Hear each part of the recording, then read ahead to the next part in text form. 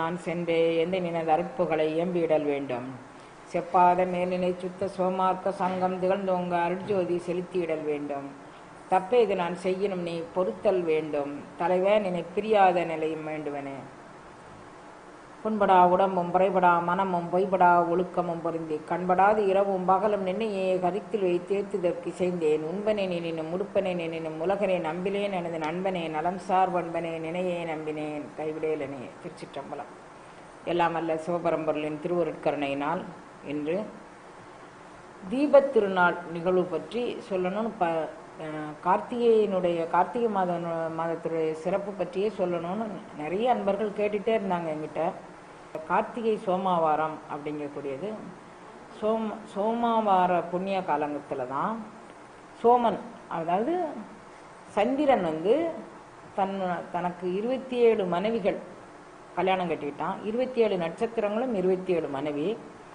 அவங்க அப்பாட்ட 27 மாமனார்கிட்ட 27 பெண்களையும் கல்யாணம் கட்டிக்கிறேன் தட்சன் அப்படிங்கிட்ட 27 பெண்களையும் கல்யாணம் கட்டிக்கிறேன்னு சொல்லும்போதே அவங்க அப்பா ஒரு பெண்ணுக்கு ஒரு பெண் ஏற்றதாழ்வு காட்டக்கூடாது, எல்லாரையும் சமமாக நேசிக்கணும் அப்படின்னு வேண்டிக்கிட்டாரு. நான் யார்கிட்டையும் பேதம் காமிக்கலை அப்படின்னு சொல்லி இவர் சொல்லிட்டாரு. ரோஹிணி அப்படிங்கக்கூடிய பெண்கிட்ட மட்டும் மிகவும் அன்பு பாராட்டி ஏனைய பெண்களை புறக்கணித்தார். அதனால சோமனை அதாவது சந்திரனை அவங்க மாமனார் இந்த உடல் அழகும் இந்த உருவ அமைப்புகளும் அங்க அமைப்புகளும் உன்னை ஆணவம் கொள்ள செய்தது, அது தேஞ்சு போக கடவுதுன்னு சொல்லி சாபம் போட்டார். ஏனைய பெண்கள் எல்லாம் நீ மனம் ஒருத்த கொள்ள சரிதனால உனக்கு இது இப்படி ஆயிரட்டும்னு சொல்லி சாபம் கொடுத்துட்டார். சந்திரன் நாளொரு மேனியும் பொழுதொரு ஒன்றமாக குறைஞ்சிக்கிட்டே வரார். பூர்ணச்சந்திரன்லேருந்து அப்படியே குறைஞ்சிக்கிட்டே வரார். 3ஆம் பிறை வரைக்கும் வந்தார். ஒவ்வொருத்திட்டையா போய் சரணாகதி கேட்குறார். என்னைய காப்பாற்றுங்க, நான் இல்லாமலே போயிடுவேன், நான் என்னை இழந்துருவேன், என்னுடைய உடல் இழந்துருவேன், என்னுடைய அழகு இழந்துருவேன், என்னுடைய அந்தஸ்தை இழந்துருவேன், என்னுடைய ஒளியை அனைத்தும் நான் இழந்துட்டேன், என்னை காப்பாற்றுங்கன்னு எல்லார்ட்டையும் போய் கேட்குறாரு. யாருமே அவருக்கு அபயம் கொடுப்பதற்கு தயாராக இல்லை. சிவபெருமான் அவரை போய் கெஞ்சி அழுது கேட்டவுடனே யார் தவறை உணர்ந்து திருந்தி கொள்ள வேண்டும் என்று நினைக்கிறார்களோ அவர்களுக்கு அபயம் அளிப்பது எம்பெருமான் அப்படிங்கிறதுனால அவர் நீ உன்னுடைய தவறை உணர்ந்து திருந்தி கொள்ள வேண்டும் என்று விரும்புகின்றார். அதனால் உனக்கு நான்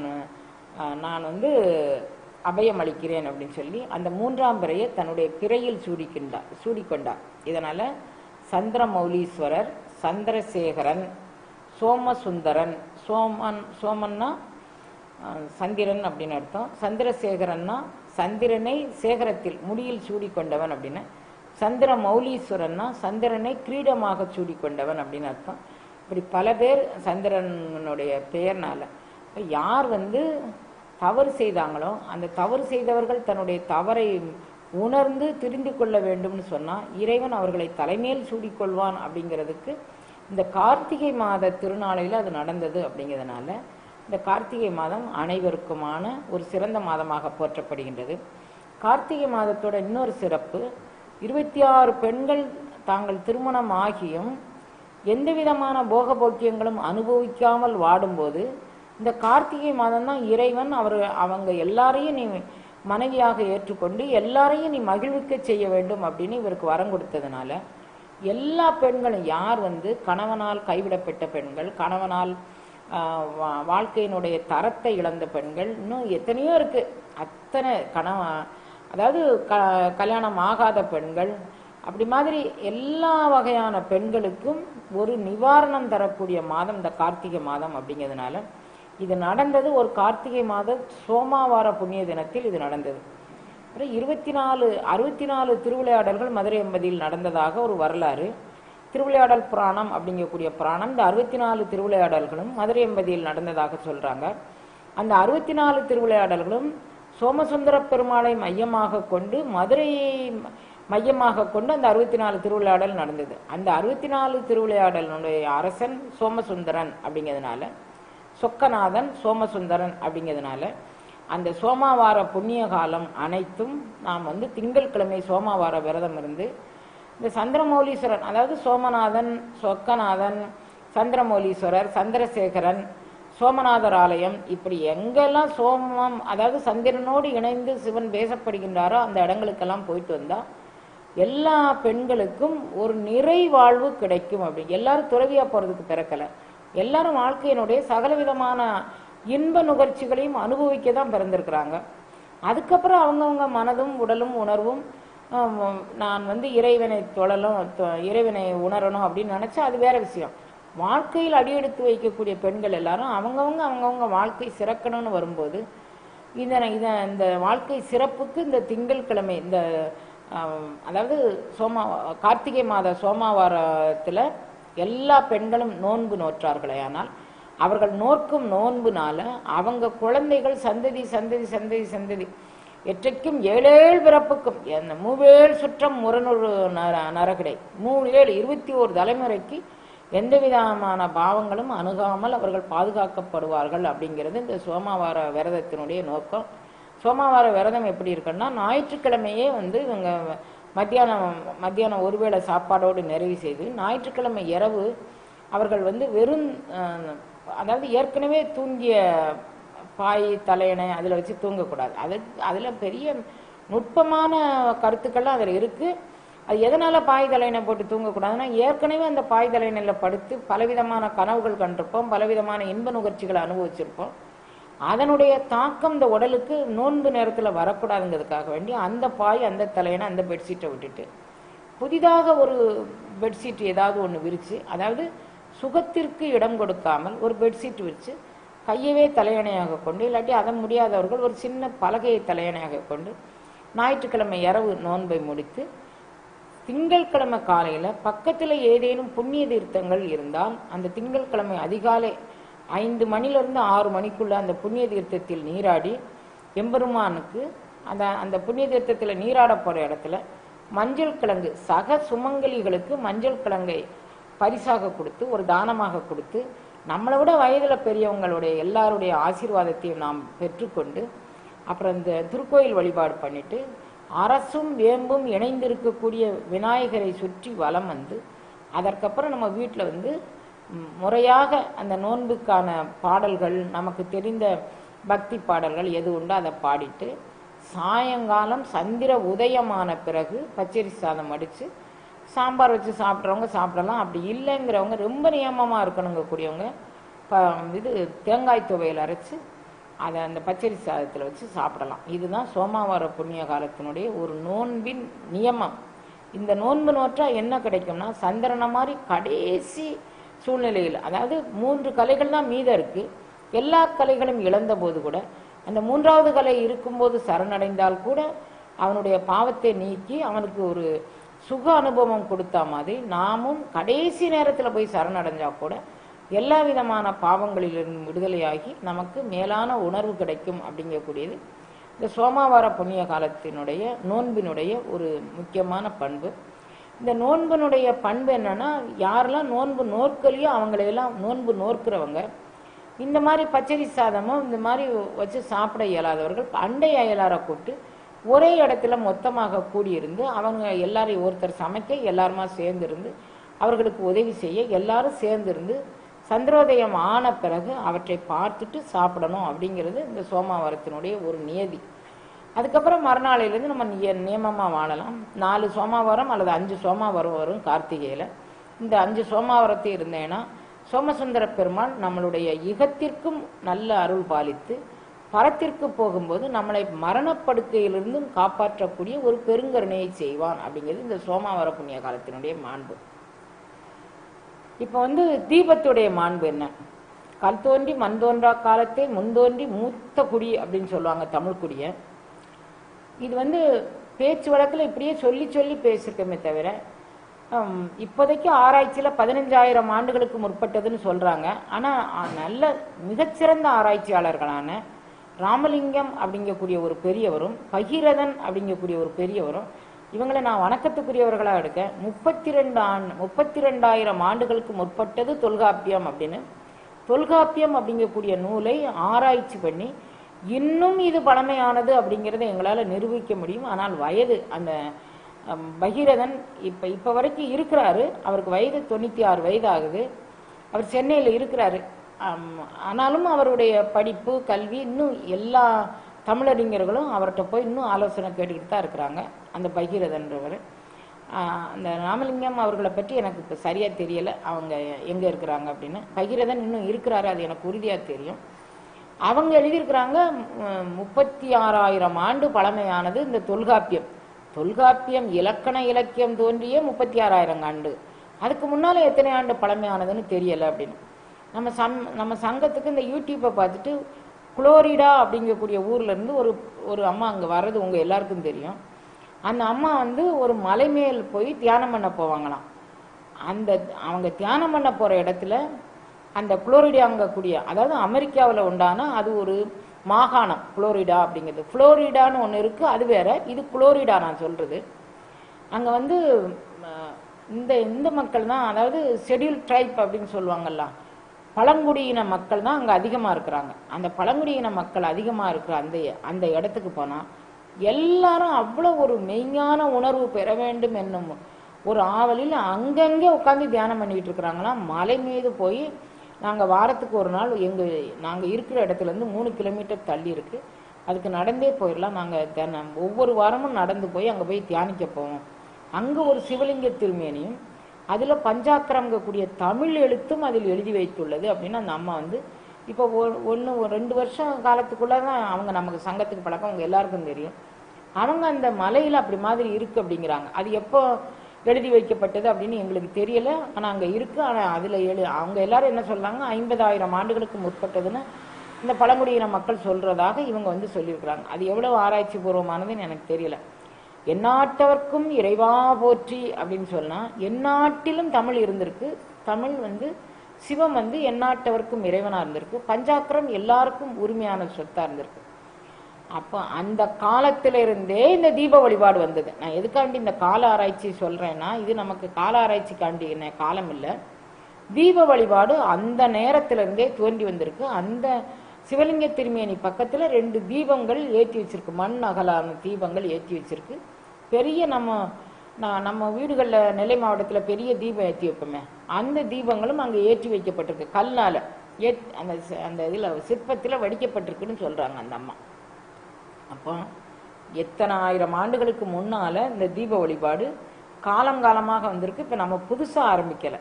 அப்போ இது வந்து எதோடு பின்னி பிணைந்திருக்குன்னா, நமது கலாச்சாரத்தோடு பின்னி பிணைந்திருக்கு, நம்ம பண்பாட்டோடு இது பின்னி பிணைந்திருக்கு இந்த நாகரிகம் வந்து. இப்போ தீப வழிபாடு எதற்காக வேண்டினா, இதுக்கு விஞ்ஞானபூர்வமாக நம்ம ஆராய்ச்சி பண்ணி சொல்லணும்னு அவசியம் இல்லை. இருந்தாலும் உங்களுக்கு ஒரு தகவலுக்காக வேண்டி சொல்கிறேன். இந்த நேரத்தில் நம்ம நிறைய தீபங்கள் ஏற்றி வச்சோன்னா, நல்லெண்ணெய் தீபம், அப்புறம் இழுப்பெண்ணெய் தீபம், அப்புறம் வந்து பின்னிங்கெண்ணெய் அப்படின்னு சொல்லி ஒரு எண்ணெய் இருக்குது. புன்னை மரம் அப்படிங்கக்கூடிய மரத்திலிருந்து ஏற்படக்கூடியது. வழக்கு சொல்ல புன்னை எண்ணெய் அப்படின்னு சொல்லிருக்கிறதுல பின்னிங்கெண்ணெய் அப்படின்னு சொல்லுவாங்க. இது எல்லாமே தனித்தனியாக ஏற்றுதை தான் நல்லது, கலவைங்கிறது வேண்டாம். எந்த எண்ணெய் நமக்கு தேவைப்படுதோ, எந்த எண்ணெய் நமக்கு கிடைக்கோ அந்த எண்ணெயில் நம்ம ஏற்றிக்கலாம். குறைந்தபட்சம் தீபத்திருநாளைக்கு முந்தைய நாள் 27 தீபங்கள் ஏற்றணும். தீபத்திருநாள் அன்னைக்கு 27 தீபங்கள், குறைந்தபட்சம். தீபத்திருநாளைக்கு மறுநாள் 27 தீபம் ஏற்றணும். இந்த 3 நாளும் இந்த 27 தீபங்கள் நம்ம ஏற்றி வழிபட்டோம்னா இது என்ன செய்யும் அப்படின்னா, நமது உடற்பிணி அனைத்தையும் உயிர்ப்பிணி அனைத்தையும் அடர்வர தவிர்த்து அருட்சிவ மருந்தாக, நம்மளுடைய பிணிகளெல்லாம் தீர்ப்பதற்கு அருட்சிவ மருந்தாக இது உதவி செய்யும். ஏதோ ஒரு எண்ணெயில் நம்ம ஏற்றப்படும் போது அந்த எண்ணெய் புகையும் அந்த திரியும் அந்த எண்ணெயினுடைய மருத்துவ குணமும் இணைந்து நம்ம வீட்டை சுற்றி ஒரு ஒளிவட்டத்தை அது ஏற்படுத்தும். அந்த ஒளிவட்டத்துக்கு தாண்டி எந்த தீய சக்திகளும் நம்ம வீட்டுக்குள்ள நுழைய விடாமல் இது பாதுகாக்கக்கூடியது. இயல்பாகவே நம்ம ஏரியாவில் ஐப்பசி கார்த்திகை அப்படிங்கக்கூடியது மழை நேரமாக இருக்கும். இந்த மழை நேரத்தில் வரக்கூடிய இன்ஃபெக்ஷன்ஸ் எதுவுமே நம்ம உள்ளே வராமல் பாதுகாக்கப்படும். இப்போ எல்லாரும் நம்ம என்ன நினச்சிக்கிட்டோம் அப்படின்னா, எல்லாரும் வந்து சீரியல் பல்பை வாங்கி மாட்டி விட்டுருந்தோம் லைட்டில். அது வந்து நமக்கு இந்த இன்ஃபெக்ஷனை தடுக்கக்கூடிய ஆற்றல் அதில் கிடையாது. அலங்காரமாக இருப்பதற்கு அது பார்க்கறதுக்கு அலங்காரமாக இருக்கும், கண்ணுக்கும் அது குளிர்ச்சி தருவதில்லை. இந்த புன்னை எண்ணெயோ இழுப்பெண்ணெயோ நல்லெண்ணெயோ கண்ணுக்கு குளிர்ச்சி தரக்கூடியது, மருத்துவ சம்பந்தம் உடையது, மருத்துவ குணம் உடையது. அதனால் நம்ம உடற்பிணியும் உயிர்ப்பிணியும் தவிர்க்கக்கூடிய ஒரு ஆற்றல் உடையது அது. அப்போ அந்த இதுக்காக வேண்டி நம்ம தீபம் ஏற்றுறோம் அப்படின்னு வச்சுக்கலாம். இந்த தீபம் எதுக்காக வேண்டி ஏற்றப்பட்டதாக வரலாறுகள் சொல்கின்றன, நம்மளுடைய பாரம்பரியமான சமயத்தில் இதெல்லாம் எதுக்காக வேண்டி சொல்லப்படுகின்றன அப்படின்னு சொல்லி எடுத்தீங்கன்னா, பிரம்மாவும் விஷ்ணுவும் யாம் பிரம்மம் யாம் பிரம்மம் என்று மணிவாசகர் சொல்றார். யாம் பிரம்மம் யாம் பிரம்மம் என்று அவர்கள் ஒருவருக்கொருவர் அடித்துக்கொள்ள 2 பேரும் போய் நியாயம் கேட்பதற்காக வேண்டி சிவத்திடம் போய் சேர்ந்தார்கள். சிவம் வந்து அடிமுடி அறியவன்னா அண்ணாமலையாக அந்த ஜோதி பிளம்பு ஆதியும் அந்தமுமில்லா அருட்பெரும் ஜோதியாக அவர்களுக்கு காட்சி கொடுத்த திருநாள் இந்த தீப திருநாள் நிகழ்வு. அந்த நிகழ்வை வந்து மணிவாசக பெருந்தகை சொல்றாரு, வல்லைவாழ் அறக்கற்புறம் எரித்தானே மற்ற நான் பற்றிலேன் கண்டாய் தில்லைவாழ் கூத்தா சிவபுரத்தரசே திருப்பெருந்துறை உரை சிவனே எல்லை மூவுலகும் உருவி அன்று இருவர் காணும் நாள் ஆதி ஈரின்மை வல்லையாய் வளர்ந்தாய் வாழ்கிலேன் கண்டாய் வருக என்று அருள் புரியாய். அவர் சொல்லாரு, எல்லை மூவுலகும் அன்று உருவி, அதாவது லைட்டு தான் வந்து ஒரு இடத்த ஊடுருவி செல்லக்கூடிய டிரான்ஸ்மிஷன் அப்படின்னு சொல்லுவாங்க. ஊடுருவி செல்லக்கூடிய ஆற்றல் லைட்டுக்கு மட்டும்தான் உண்டு. இப்ப இறைவன் வந்து ஒளிவண்ண திருமேனியாக ஊடுருவி உலகம் எல்லை மூவுலகம் ஊடுருவி செல்லக்கூடிய மிகப்பெரிய ஜோதியாக அவன் நின்றான். அந்த ஜோதி அன்றைக்கு மிகப்பெரிய ஜோதியாக நின்றது. இப்ப நம்ம எல்லாருக்கும் வந்து சமயத்திலையும் ஆர்வம் இல்லை, சமயம் கடந்து நம்ம சிந்திக்க மறுக்கிறோம். ஆனா நம்ம இப்ப திருமந்திர சிந்தனை பார்த்துட்டு வரும்போது யாரும் ஏற்றதாழ்வு இல்லை. இவைகள் எல்லாமே நம்ம உடலுக்குள்ளதான் நம்ம பார்க்கக்கூடிய அருள் அனுபவம் அப்படின்னு சொல்லுது. அப்ப உடலுக்குள்ள பார்க்கக்கூடிய அருள் அனுபவம் நீ எங்கேயும் தேடும்போது இல்ல, வல்லையாய் வளர்ந்தாய் வாழ்கிலேன் கண்டாய் வருக என்று அருள் புரியாய். அவன் வளர்ந்த வளர்ச்சிக்கு எல்லை மூவுலகம் உருவ அன்று இருவர் காணும் நாள் ஆதி ஈரின்மை. ஆதி கிடையாது, ஈறு கிடையாது, முதலும் முடிவும் இல்லாமல் அவன் வளர்ந்தான். அதை நாமும் போய் சென்று அணுகலாம் அப்படிங்கக்கூடியது. அவன் அந்த ஜோதியோடு நாமும் நுழைந்து நாம் புறப்பட்டு செல்லலாம் அப்படிங்கக்கூடியது நம்ம எல்லா விதத்திலும் திருமந்திர சிந்தனையில நிறைய அவர் பதிச்சிருக்கிறார். அப்படி ஆதி ஈரின்மை இல்லாமல் வல்லையாய் வளர்ந்த அந்த பரம் வந்து ரொம்ப ஊடுருவி போச்சு. இப்ப எல்லாரும் வந்து நான் வந்து பிரம்மாவை கும்பிட மாட்டேன், விஷ்ணுவை கும்பிட மாட்டேன், அது இதுன்னு சொல்றாங்க. ஆனா மணிவாசகர் சொல்றாரு, அன்று வந்து இறைவன் ஜோதி சொருபமானவன், அந்த பரஞ்சோதி பரம்பொருள் ஒன்று, அதற்கு கீழ்தான் இவங்க எல்லாரும் பிரம்மா விஷ்ணு ருத்ரன் மகேஸ்வரன் சதாசிவன். இது தவிர சிவம் சக்தி விந்து நாதம் இவைகள் எல்லாம் இந்த 9 நிலைகளும் இறைவனுடைய நிலையே. ஆனா இந்த 9க்கும் அப்பால் பட்டு அவன் ஒளி உருவமாக எங்கும் ஊடுருவி நிற்கக்கூடிய அண்டாண்ட பிரம்மாண்டங்களுக்கெல்லாம் அப்பாற்பட்ட ஜோதி அப்படின்னு அவன் வந்து நமக்கு காட்டி கொடுத்தது யார் மூலமாக அப்படின்னு கேட்டா, அன்று இருவர் காணும் நாள் ஆதியிருமை. அந்த 2 பேரும் வேண்டிக்கிட்டாங்க, எங்களுக்கு யார் பரமம்னு தெரியலன்னு வேண்டிக்கிட்டதுனால இந்த திருமேனி நமக்கு கிடைச்சது. அப்ப முதலடியவர் யாருன்னா அவங்க 2 பேர் தான். அத இன்னொரு இடத்துல மணிவாசகர் சொல்றாரு, அருகு எடுப்பார் அயனும் அறியும் அன்றி மற்ற இந்திரனோடு அமரர் நறுமுறு தேவர் கணங்கள் எல்லாம் நம்மில் பின்பு அல்லது எடுக்க ஒட்டும் செறிவுடை மும்மதில் எய்தவல்லி திரு ஏகம்பன் செம்பன் கோயில்வாடி முறுவல் செய் வாயினீர் முக்கண் அப்பருக்கு ஆடற்பொற்சுன்னம் இடித்தினான். நம்ம வந்து பொற்சுன்னம் இடிக்கிறோம். பொற்சுன்னம் இடிக்கும் போது ஒரு சம்பிரதாயம், நலுங்கு வைக்கிறதுன்னு ஒரு சம்பிரதாயம். இப்ப திருமணம் பண்ணக்கூடிய பெண்கள் ஆண்கள் இருவருக்கும் அவங்க மாப்பிள்ளை வீட்டு சொந்தக்காரங்க அவங்க தனியா, பொண்ணு வீட்டு சொந்தக்காரங்க இவங்க தனியா நலுங்கு வைக்கிறதுன்னு சொல்லுவாங்க. நலுங்குன்னா அந்த அந்த குழந்தைங்களுக்கு ஒரு உற்சாகம் ஏற்படுத்தி சொந்த பந்தங்கள் எல்லாம் கூடி, இப்பெல்லாம் அந்த மியூசியத்துல தான் நம்ம பார்க்கணும். இப்ப எல்லாரும் நம்ம கல்யாண வீட்டுக்கு நேர மண்டபத்துக்கு போகணும், ஒருவேளை சாப்பாடு சாப்பிடணும், அப்புறம் வீட்டுக்கு வந்துடணும். இதை வந்து நம்ம பார்க்க முடியாது. அந்த காலத்துல பொண்ணை சேர்ந்தவங்க பொண்ணு வீட்டுக்கு வந்து கும்மிவாங்க, மாப்பிள்ளையை சேர்ந்தவங்க மாப்பிள்ளை வீட்டுக்கு வந்து குவிவாங்க. ஒரே ஊராக இருந்தா 2 பேர் வீட்டுக்கும், இவங்க வீட்டுல மாப்பிள்ளை சோறு பொங்கி போடுறது அன்னைக்கு பொண்ணு வீட்டு சொந்தக்காரத்தை கூப்பிடுவாங்க, பொண்ணு வீட்டுல பொங்கி போடுறது அன்னைக்கு மாப்பிள்ளை வீட்டு சொந்தக்காரங்களை கூப்பிடுவாங்க. எல்லாம் போய் நிறந்து கலந்துருப்பாங்க. அப்போ நலுங்கு சடங்குன்னு ஒண்ணு வைப்பாங்க. அதுல சில மூலிகைகள் அதெல்லாம் அரைச்சு, பாசிப்பயிறு இதெல்லாம் நல்லா அரைச்சு அந்த ஆணுக்கும் பெண்ணுக்கும் அவர்கள் உச்சந்தலையிலிருந்து உள்ளங்கால் வரைக்கும் தேய்ச்சி அவங்களை குளிக்க வச்சு ஊட்டச்சத்தான என்னென்ன உணவுகள் உண்டோ 1 மாதம் அது சம்பிரதாயம் நடக்கும். அதுக்கு வந்து அருகு எடுத்தல் அப்படின்னு பேரு. சிவனுக்கும் அபிஷேக நேரத்தில், ஏன்னா அவன்கிட்ட இருந்துதான் நம்ம இந்த உலகம் வந்தது அப்படிங்கிறதுனால சிவனுக்கும் அபிஷேக நேரத்தில் அருகு எடுப்பார். அப்ப அருகு எடுக்கும் போது யாராவது முந்தி போய் நீங்க எடுக்கக்கூடாது. தேவாதி தேவர்கள் வந்து வரிசையில் நிற்பாங்க, அவங்களுக்கு நீங்க இடம் கொடுத்துறாதீங்க. ஆனா யாருக்கு இடம் கொடுக்கணும்னா அரியும் அயனுக்கும் நாம் இடம் கொடுக்கணும். அவங்க தானே சிவன் வந்து அவன் தான் முழுமுதற் பொருள்னு சொல்லுவாங்க. நம்மில் பின்பு அல்லது எடுக்க விட்டோம். ஏனைய தேவர்கள் வந்தா நம்மளாம் எம்பெருமான் தலைக்கு இது எண்ணெய் வச்சு அபிஷேகத்துக்கு நாம வச்ச பிறகு அவங்க வைக்கட்டும். நான் முதல்ல யார் வைக்கணும்னா அரியும் அயனும் வைக்கணும். அவங்க 2 பேரும் எண்ணெய் வச்சு அருகு எடுப்பார், அந்த எண்ணெயில முக்கி தலையில வைப்பாங்க. அது ஒரு சம்பிரதாயம், அதை அவங்க செய்யறாங்க. அவங்களுக்கு அடுத்து நம்ம எல்லாரும் அருளடியவர்கள் எல்லாரும் செய்யணும். அதுக்கப்புறம் நம்மில் பின்பு தேவர்கள் மூவர்கள் யார் யாரும் உண்டோ அவர்கள்லாம் செய்யட்டும் அப்படின்னு சொல்றாங்க. எதனால இவங்களுக்கு முக்கியத்துவம் கொடுத்தாங்கன்னா, இவங்க தான் முதலடியவர், இவங்க தான் சிவனையும் இதை காட்டி கொடுத்தாங்க. இப்படி மாதிரி சிவன் ஜோதி சொருபமானவன் என்று காட்டி கொடுத்த திருநாள் இந்த கார்த்திகை தீப திருநாள். இந்த கார்த்திகை தீபத்தோடு இன்னொரு சம்பவமும் ஒரு நினைவில் வைக்கப்பட்டது. அதாவது இது சிவத்தோட இணைந்தது, பெருமாளோடு இணைந்து ஒரு கார்த்திகை தீப நிகழ்வு சொல்றாங்க. அது என்ன நிகழ்வு அப்படின்னு சொன்னா, மகாபலி சக்கரவர்த்தி அப்படிங்கக்கூடிய அவர் 3 அடி மண்ணு மகாபலி சக்கரவர்த்திட்டு பெருமாள் போய் வாமன ரூபம் எடுத்து 3 அடி மண் நிலம் கேட்டாரு. 2 அடி அவர் 3 அடி நிலத்தை நான் கொடுத்துட்டேன் அப்படின்னு சொன்னார். 1 அடி நிலத்தை அளந்துட்டாரு, 1 அடி வானத்தை அளந்துட்டாரு, இன்னொரு அடி வைக்கிறதுக்கு இடமில்லை. அப்ப என்னுடைய தலையில் வைத்து நான் கொடுத்த வாக்கை நீங்க காப்பாற்றணும் அப்படின்னு மகாவிஷ்ணுட்டு அவர் வேண்டி கேட்கிறார். இறைவன் அவர் தலையில கால் வச்ச உடனே அவர் பாதாள உலகத்துக்கு அவர் போயிட்டார். மகாபலி சக்கரவர்த்தி பாதாள உலகத்துக்கு போயிட்டார். அப்ப பாதாள உலகத்துக்கு போன மகாபலி சக்கரவர்த்திக்கு ஒரு ஆண்டுக்கு ஒரு முறை பூலோகத்தை பார்க்கறதுக்கு, பாதாள உலகத்துல யாருமே அவருக்கு கிடையாது.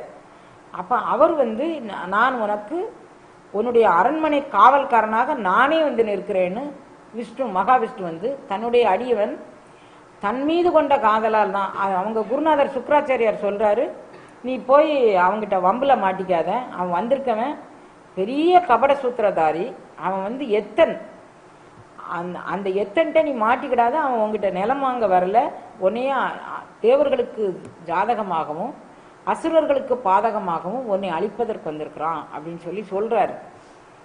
என்னை தேடி இறைவனே வந்திருக்கிறான். அவன் எது கேட்டாலும், என் உயிரை கேட்டாலும் நான் கொடுப்பேன். என்னை தேடி இறைவன் வந்திருக்கும் போது நான் எதை பொக்கிசமாக, ஒரு குருநாதர் எனக்கு எப்படி அறிவுரை பண்ணணும்? உன்னை தேடி இறைவனே வந்திருக்கிறாருடா, நீ உன்னை எல்லாத்தையும் இழந்துருல, நீ எனக்கு அறிவுரை சொல்லணும். அவன் வந்திருக்கிறான், எதையும் கொடுக்காதன்னு சொல்றிய, நான் எதையும் கொடுக்காம இருக்க மாட்டேன், நான் என்னையே கொடுத்துருவேன். அது மாதிரி ஒரு உறுதிப்பாடாக குருநாதர்கிட்ட ஒரு வாக்குவாதம் பண்ணிட்டு இவர் என்னை எடுத்துக்கோன்னு சொல்லார். அப்படி குருநாதர் சொல்லியும் கூட தன்னை இழப்பதற்கு சரியான பக்தன் வீட்டு காவல்காரனாக பாதாள உலகத்தில் ஸ்ரீகிருஷ்ணன் அங்கே, அதாவது மகாவிஷ்ணு அங்கே நிற்கிறாரு. இன்றைக்கும் பாதாள உலகத்தில் அவர் அங்கே நிற்கிறதாக இது நம்மளுடைய புராணங்கள் அதை சொல்லுது. அப்போ அந்த பாதாள உலகத்தில் அந்த ஸ்ரீகிருஷ்ணன் நிற்கும் போது ஆண்டுக்கு ஒரு முறை ஸ்ரீகிருஷ்ணன் வாமனாவதாரம் எடுத்த அந்த கிருஷ்ணனும் மகாபலியும் மேல் உலகத்திற்கு இந்த உலகை பார்வையிட வந்த தினம் கார்த்திகை மாதம் பௌர்ணமி தினம் அன்றைக்கு இவர் வராரு. இந்த தீப திருநாள் அன்னைக்கு அவங்க ஒரே இருட்டுக்குள்ளே இருந்து மேல் எந்திரிச்சு வராங்க. இந்த உலகம் முழுவதும் விளக்கேற்றி வச்சு அவங்கள ஆராதனை பண்ணுவோம். ஏன்னா ஒரு கடவுளும் அறத்தை நிலைநிறுத்துவதற்கான கடவுளும் அந்த அறத்தை நிலைநிறுத்துவதற்கு தன்னையே பலி கொடுத்த அடியவனும் வருகின்றார்கள். இப்போ ஆண்டவனுக்கும் அடியவனுக்கும் சேர்த்து ஒரு விழா எடுக்கணும் அப்படின்னு ஒரு விழாவாக இந்த கார்த்திகை தீப திருவிழா எடுக்கிறாங்க. இந்த கார்த்திகை தீப திருவிழா எடுக்கும்போது எல்லா வீடுகள்லையும் தீபம் ஏற்றி அவங்க அந்த அருள் அடியவர்களை வரவேற்கும் ஒரு நிகழ்வாக இந்த தீப திருநாள் கொண்டாடப்படுகின்றது. இந்த தீப திருநாள் பரணி தீபம் என்று இன்றைக்கு ஒரு 27 தீபம், நாளைக்கு ஒரு 27 தீபம், நாளை கழிச்சு ஒரு 27 தீபம். இதில் நம்ம வீட்டில் பூட்டி பாதுகாப்பாக வைத்திருக்கக்கூடிய அனைத்து விளக்குகளையும் எடுத்து அங்கங்கே, அதாவது இந்த விளக்குகள் எல்லாம் முன்னால் ஏற்ற வேண்டிய விளக்கு, அதாவது தலைவாசலில் ஏற்ற வேண்டிய விளக்கு, அதுக்கடுத்து முத்தம் இருந்துச்சுன்னா முத்தத்தில் ஏற்றக்கூடிய விளக்கு, அதுக்கப்புறம் வீட்டில் ஒவ்வொரு நிலைவாசலுக்கும் 2 விளக்குகளாக ஏற்றப்பட வேண்டியது இந்த தினங்களில். இதுதான் ஏன்னா அருளடியவர்களும் அடியவனும் ஆண்டவனும் உள்ள வாராங்க அப்படிங்கிறதுக்காக வேண்டி இது ஒரு நிகழ்வு. அப்புறம் வாழ்ந்த ஒரு அரசன் இறைவன் என்ன அவர் சட்டம் போட்டார்னா, ஒரு ஏர் வச்சிருக்கிறவன் ஒரு விளக்கும், 2 ஏர் வச்சிருக்கவன் 2 விளக்குமாக, ஆக எத்தனை ஏர் வச்சிருக்கிறாங்களோ அத்தனை விளக்காக கார்த்திகை மாதம் 30 தினங்களும் அவரவர்கள் வீட்டில் அந்த விளக்கை ஏற்றி வைக்கும்போது மாநிலம், அதாவது இந்த நிலமும் செழித்து நாடு நலம் வரும்னு அந்த அரசன் தன்னுடைய கப்பத்தை, யாரெல்லாம் கப்பம்னா வரி கட்டுறது, அந்த வரியை வந்து நீங்க எனக்கு வரியா கொடுக்கறதுக்கு பதிலாக இந்த மகசூல்ல ஒரு மகசூல் வரி 6ல் 1 பங்கு செலுத்துவதற்கு பதிலாக எல்லாரும் நீங்க தீபம் ஏற்றி வச்சிருங்க கார்த்திகை 30 தினமும். அதுவே நம்ம நாட்டுக்கு ஒரு மழையை கொண்டு வரும், இயற்கை சீற்றத்தை தணிக்கும், நோய் நொடிகள் இல்லாமல் மக்கள் வாழலாம், ஆன்ம உணர்வு ஏற்படும், மக்கள் பகையின்றி வாழ்வார்கள் இந்த வெளிச்சத்துக்குள்ள. அந்த மாதிரி பலவிதமான காரணங்களை சொல்லி நீங்கள் ஒரு ஆண்டுக்கு 6ல் 1 பங்கு வரி செலுத்துவதை 2 போகங்களுக்கு செலுத்தக்கூடியதை 1 போகத்தை நீங்க தீபமாக ஏற்றி நாட்டுக்கு நலம் செய்யுங்கள் அப்படின்னு ஒரு அரசன் சொன்னதுனால அந்த எத்தனை ஏர் வச்சிருக்கிறாங்களோ அதுக்கு தகுந்த மாதிரி தீபம் ஏற்றி மக்கள் வழிபட்டதாக அது ஒரு புராண வரலாறு சொல்லுது. இப்போ கார்த்திகை தீபத்தினுடைய சிறப்பு இத்தனை பெருமைக்கும் உரியது. இந்த பெருமைக்குரிய கார்த்திகை தீபத்தை திருக்கோயில்களில் எப்படி செய்கிறாங்க அப்படின்னா, நாளைக்கு சொக்கப்பனை, அதாவது சொக்கு அப்பன், அப்பன்னா நம்ம அப்பா தந்தை, எல்லா உயிர்களுக்கும் அனைத்து ஜீவராசிகளுக்கும் தந்தையாக இருக்கக்கூடியவன், நம்மை எல்லாம் சொக்கும் ஒளிவண்ண திருமேனி ஆனவன், நம்மை சொக்க வைக்கக்கூடியவன். அந்த சொக்க வைக்கக்கூடிய அவன் ஜோதி சொரூபமாக நிற்கும் திருநாள் சொக்கு அப்பன். அது சொக்கப்பென சொக்கப்பென சொக்கப்பென அப்படிம்பாங்க. அந்த பனை மரத்தை எடுத்துட்டு வந்து 2ஆக கீறி அதை சுற்றி ஓலைகள்லாம் வச்சு இந்த சொக்கு அப்பனை தயாரிப்பாங்க. அதுக்கு பேர் சொக்கு அப்பன்கிறத சொக்கப்பென சொக்கப்பெனங்கிறாங்க. எல்லா திருக்கோயில்கள்லையும் இறைவன் ஜோதி சொரூபமாக தான் உள்ளே இருக்கிறான், நீங்க புறத்தை இன்று கண்டு கழியுங்கள், அகத்துக்குள்ள நீங்க போய் இதை ஆராய்ச்சி பண்ணி உங்க அகத்துக்குள்ள தேடுங்க அப்படிங்கிறதாக திருக்கோயில் அனைத்திலும் சொக்கப்பென கொளுத்துறது இன்றும் நடைமுறையில் உள்ளது. இது இந்த கார்த்திகை மாத பௌர்ணமியினுடைய மிகப்பெரிய சிறப்பு நிகழ்வு. நம்ம எல்லாரும் புறத்தே தேடும் கடவுளை புறத்தே தேடிட்டு அகத்தே ஒளிவண்ண திருமேனியை அன்று இருவர் காணும் நாள் ஆதி ஈரின்மை வல்லையாய் வளர்ந்தாய். அவன் நம்ம உலகம் ஊடுருவும் ஒளியாய் வல்லையாய் வளர்ந்தவன், நம் உடல் ஊடுருவும் ஒளியாய் வல்லையாய் வளருவான். அந்த அருள் அனுபவம் நோக்கி அவனை நோக்கி பிரார்த்தனை பண்ணக்கூடிய சிறப்பு நாளாக நம்ம இன்னைக்கு வச்சுக்கலாம். இது தவிர நாளைக்கு செய்யக்கூடியதில் என்ன ஒரு சிறப்புனா, சாதாரணமாக கொஞ்சம் பச்சரிசியை ஊற வச்சு அந்த பச்சரிசியை நல்லா மிக்சியில் போட்டு அரைச்சு அந்த பச்சரிசி குழம்பு, அந்த மாவு குழம்போடு கொஞ்சம் மஞ்சள் சேர்த்து நம்ம கை எல்லாத்தையும் இப்படி முக்கி ஒவ்வொரு கதவுலையும் 3, 5 அப்படிங்கக்கூடிய எண்ணிக்கையில் அடக்கிட்டு, அப்புறம் அந்த இதில் கௌதத்துலலாம் பட்டை மாதிரி ஊவிதி பட்டை மாதிரி போட்டு சந்தனம் குங்குமம் வச்சு அதை அலங்காரம் பண்ணி வச்சுருந்தா இறைவன் அவன் நமக்கு அபயம் அளிப்பதாக அதில் ஒரு பாவனை இருக்கும். அந்த பாதாள உலகத்திலிருந்து வந்த அந்த மகாபலி சக்கரவர்த்தியும் அந்த ஸ்ரீகிருஷ்ணனும் நமக்கு நம்ம வீடு தட்டி அருள் அனுபவத்தை தருவான் அப்படிங்கக்கூடியது. அப்புறம் கொழுக்கட்டை மாவிளக்கு கட்டாய நாளைக்கு எல்லாரும் எள் சேர்த்து கொழுக்கட்டை வச்சு, அப்புறம் தனி பச்சரிசியில் 5 தீபம் 3 தீபம் பச்சரிசி மாவை நல்லா பிசைஞ்சு வெல்லம் போட்டு பிசைஞ்சு அதில் தீபம் ஏற்றி, அது ஒரு நெய் தீபம் கட்டாயம், அது நெய் தீபம் தான் ஏற்படுத்தணும். வீட்டில் ஏற்றி வச்சிருக்கிற விளக்கு காமாட்சி விளக்கில் நெய் தீபம் ஏற்றிக்கோங்க. மீதி எந்த விளக்கு நீங்கள் ஏற்றுவதாக இருந்தாலும் அந்த விளக்குக்கு உங்களுக்கு என்ன பொருளாதாரம், உங்கள் சம்பிரதாயம் என்னவோ அது இழுப்பெண்ணெய், புன்னை எண்ணெய், நல்லெண்ணெய், தேங்காய் எண்ணெய், எந்த எண்ணெயாக இருந்தாலும் ஒரே எண்ணெயாக பாவித்து எல்லா விளக்குகளையும் ஏற்றி வச்சிங்கன்னா நம்ம வீட்டில் மங்களம் பெருகும், நோய் நொடி இல்லாமல் வாழலாம், உலக சுபிட்சம் பெறும், இயற்கை பேரிடரிலிருந்து நம்ம விடுதலை ஆகும், அப்புறம் உடல் சம்பந்தமான நோய்கள்லேருந்து நமக்கு நிவாரணம் கிடைக்கும் என்பதாக கூறிக்கொண்டு, நான் இதை 2-3 தினத்துக்கு முன்னாலே போட்டிருந்தா நீங்கள் இன்றைக்கி தீபம் வைக்கிறதுக்கு ஏதுவாக இருக்கும். இத்தனை பேர் கேட்டும் கூட நான் ஏன் தவிர்த்தேன்னு எனக்கு தெரியலை. நீங்கள் அதுக்காக கொஞ்சம் பொறுத்துக்கோங்க, மன்னிச்சுக்கோங்கன்னு கூட நான் கேட்கறதுல தப்பில்லை. ஏன்னா கேட்ட பிறகும் நான் ஏன் பதிவு பண்ணலை அப்படின்னு எனக்கு தெரியலை.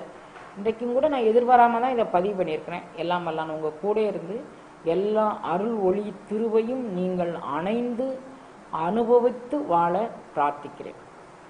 அருட்பெரும் ஜோதி அருட்பெரும் ஜோதி.